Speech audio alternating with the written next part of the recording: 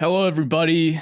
Monday edition, the Dirt Talk podcast, BuildWitt update number 17. This one's titled Tunneling Agendas and Code. This is the weekly account of some of the things that happen at BuildWitt every week. I garner these from, we have a internal debrief with our leadership team every week. It is wins, lessons learned. So write down a few things that went well this week, and then write down a few things that you learned. We do it every Friday, by Friday afternoon, and then I typically put all the information together. I love reading through it all. It gives me great situational awareness. And then I put together an update for our investors, typically Saturday morning, send that out. And then I write a newsletter here. So if you want to stay up to date within your email, all of this is within the newsletter. I wish I could tell you how to sign up for that, maybe in the description if we know what we're doing. If not, good luck. But you're here. This is number 17. So here we go. Our latest YouTube video covering Barnard and Northern Water's Chimney Hollow Reservoir project in Colorado popped off, which I am very happy about, clocking over 70,000 hours, which is 8 years of watch time in the first 24 hours. It is an absolute privilege to tell the stories of such projects and contractors. The audience we're reaching has never been bigger, and we're only getting going. So if you haven't watched the video yet, you can go to our YouTube channel. Just search my name, Aaron Witt, AARONWITT. We'll probably be switching the channel title or overall channel name to BuildWitt pretty soon, if it's not changed already by the time you're listening to this. But one of our biggest videos, actually our biggest video to date when it comes to watch time, YouTube has been tough. I've talked about it. I'll continue talking about it. It's a really tough nut to crack. It's a very humbling, just a humbling medium. I am pretty good at social media, pretty good at Instagram, podcasting, gotten the hang of it. LinkedIn, Facebook, TikTok's one I just haven't really figured out, but haven't spent the time on it as much, honestly. But YouTube, it's a powerhouse. It's a long form. It's only getting more and more powerful as time goes on, especially with AI, because AI is starting to train algorithms using video-based content, using YouTube, which is wild. So it's only becoming more and more valuable. And funny enough, everybody that doesn't know what they're talking about says long form's dead, so on and so forth, even though the biggest YouTube channels are long form and the biggest podcasts are all long form. So I don't know exactly what they're talking about. They must just not have good content. But long form, it is a different animal. You do have to respect long form. You can't just fill voids with nonsense. It doesn't work. I have been the biggest blocker in us figuring this out over the past few years. I did not approach YouTube with the right degree of humility and understanding and desire to learn. I thought I knew what I was doing from a storytelling standpoint. That got in our way for a very long time, which I'm not super happy to admit. But now we've got a good thing going. We've got a great team with Jack and TJ.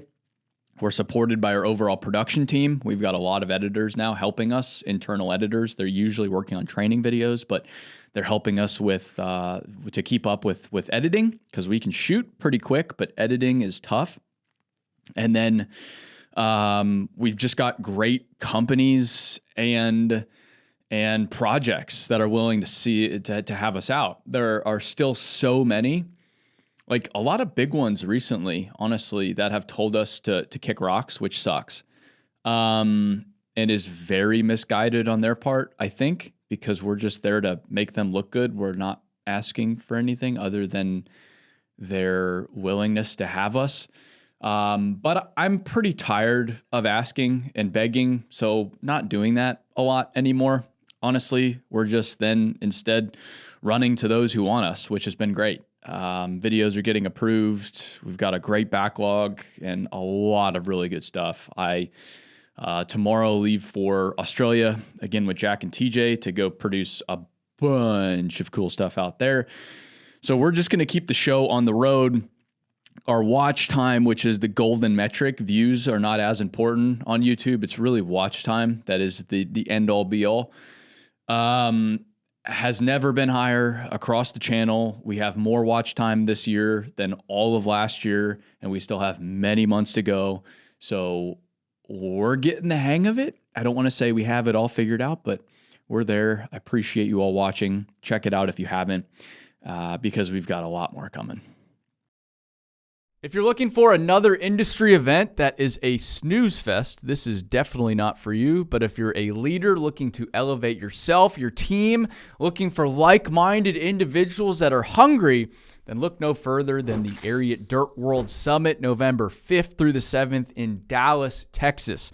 In our third year, we'll have about 1,500 hungry industry leaders from about 500 companies looking to learn, grow, teach. It's going to be fantastic. We also have a world-class lineup. We've got Jesse Cole from the Savannah Bananas, James Clear, Atomic Habits, Kim Scott, Radical Candor, Mark Miller, Chick-fil-A Leadership, Tim Grover, who is Michael Jordan's trainer. You will not hear from a lineup like this anywhere else. So check out details now, dirtworld.com. You can use code Aaron10 for 10% off any registrations, and we'll see you November 5th through the 7th in Dallas, Texas. While I was planning to spend the whole week in Nashville, I travel a lot. So when I have a week at home, it's really valuable, really valuable. However, my friend Jason Miller at Midwest Mole, a company that we worked with in the early days of BuildWitt, 2018, 2019, gave me a call and said they had a hand tunneling project going on in Indianapolis. So after a few phone calls, I packed a bag. I roped Jack and Drew into this one. We drove up to Indianapolis Friday afternoon, evening. We got there, and then we checked out the project Saturday morning. They were hand mining a 72-inch tunnel underneath railroad tracks that needed to be done over the weekend. Once they started, they couldn't stop. It was the first time I'd seen hand mining up close. I've always heard about it. I've seen pictures, some clips of what it looks like. It's exactly as it sounds. It's two guys in a pipe with shovels advancing the tunnel by hand. And if you want to learn more about it, the video, by the time you're listening to this, is also out on our YouTube channel. It was a great time, great crew. They were really happy to have us out. We were happy to be there. It was an absolute blast, and we appreciate people like that keep our world moving. So that was the weekend. Next point, in past financial pinches, we've created some now harebrained ideas. We've always had the best of intentions. We have. But their effectiveness was questionable because they didn't align with our core offering. While some of these ideas might succeed into the future, we currently cannot afford to have anything but just build a great software product that's used by the field, supported by the Ariat Dirt World Summit and our brand. However, we recently discovered two additional offerings that we don't plan to publicize, so I'm not going to explain what they are, but that serve the dirt world and further our core offering while we're at it.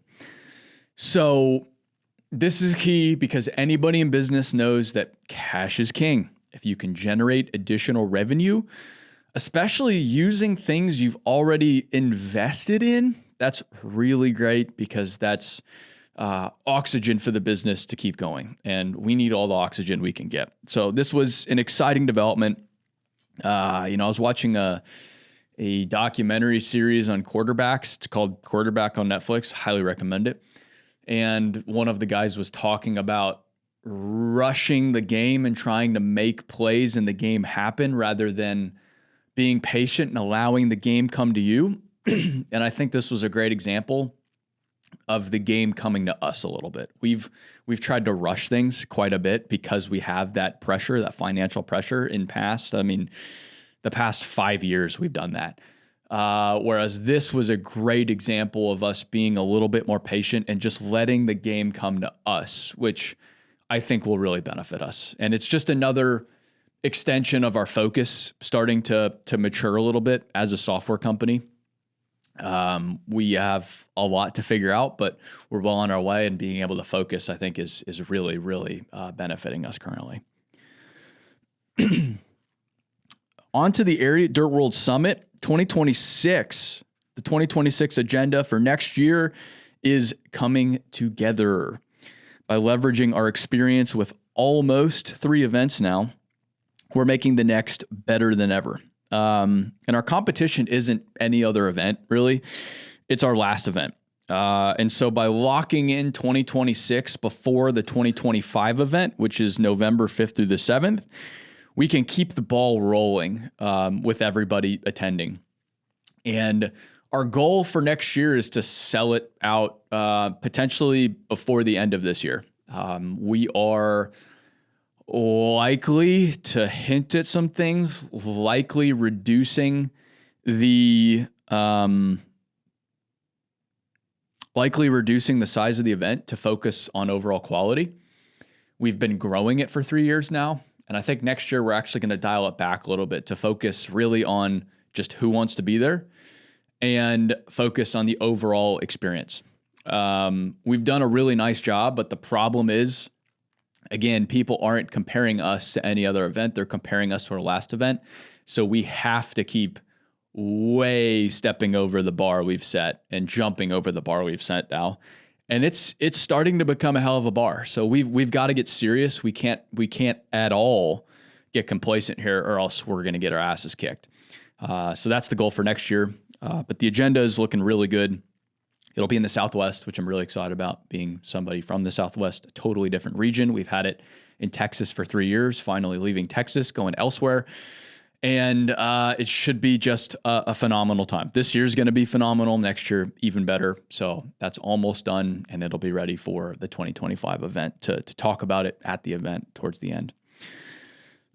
And then finally, as I've talked about, the BuildWitt Improve code base, the foundation for the software product, has partially been ours, partially been development partners. But now we have ownership of the entire code base. So that means the destiny's in our hands. That means we have no more excuses. So it's really exciting because we own where we're going, but it's also scary because we own where we're going. But that's where we want to be. That's a great place to be. That's the only place you can be when you're trying to do something significant. So we finally this week took ownership of the entire code base. Speaking of being a software company, I think that's a great step, is owning the whole product. Our developers have been within the code base for months now, getting to know it. And now they can take it and mold it and build upon it however we need to build the right product for the companies that are working with us, 250 plus civil construction companies, and then most importantly, those end users, typically the foreman, crew leader level, and then those out in the field doing the work, laborer, operator, et cetera level. So we're working really hard to make the product much better. We know what we need to do. Now it's just executing upon it, and having the code helps us do that. So that is everything on Core Happenings this week. As always, really appreciate you listening. I appreciate you having interest in what we're doing as a business. Sometimes I get caught up in the same stuff everybody else is, of like, well, this isn't that exciting. Why share it? Or even worse, who the hell am I to share anything about business because I don't have anything figured out? But a lot of people seem to enjoy this, and so I really appreciate you all just engaged and curious as to what we're doing as a company. Hopefully it also serves as a good example for others. The dirt world, the industry needs to share more, and I think business needs to share more. There's a lot of bullshit in business right now, especially within language. There's just so much content. You go on LinkedIn, everybody has something to say, and every business has a podcast, so on and so forth. But a lot of it's a gimmick. A lot of it's bullshit. A lot of it is this weird business speak that has no meaning. And so hopefully you can come here and find maybe a little bit of meaning.